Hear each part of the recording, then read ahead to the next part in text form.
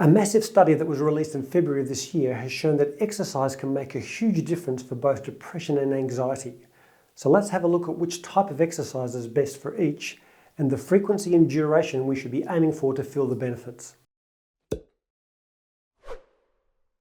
Earlier this year, Dr. Singh and colleagues released the results of a giant meta-review.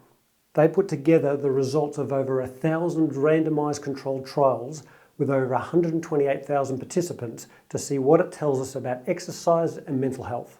The results show that exercise isn't just a nice add-on to combat these conditions, but is so effective that it should be part of the first line of treatment.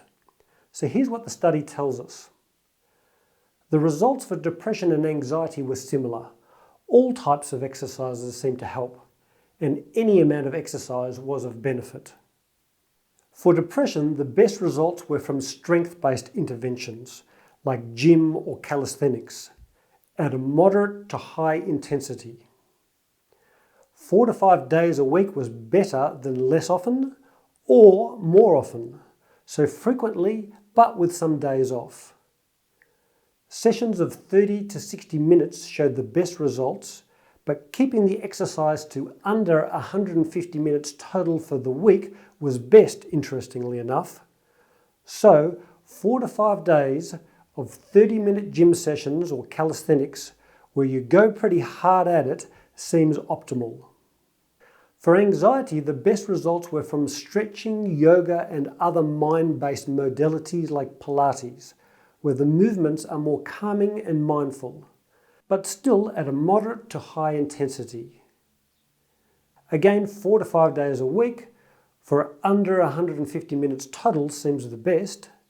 So if you've been feeling anxious, 4 to 5 days of 30-minute sessions of yoga or stretching a week, where you're mindful but still working your body pretty hard, seems optimal.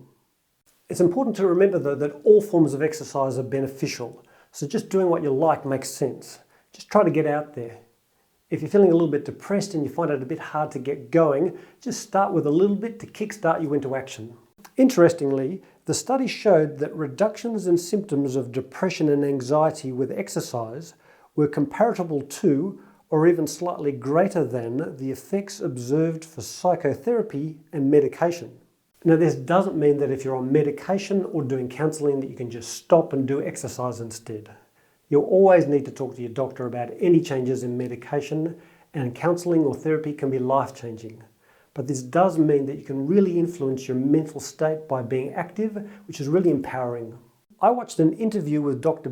Singh, and he suggested that the community aspect of exercising in groups could account for some of the improvements.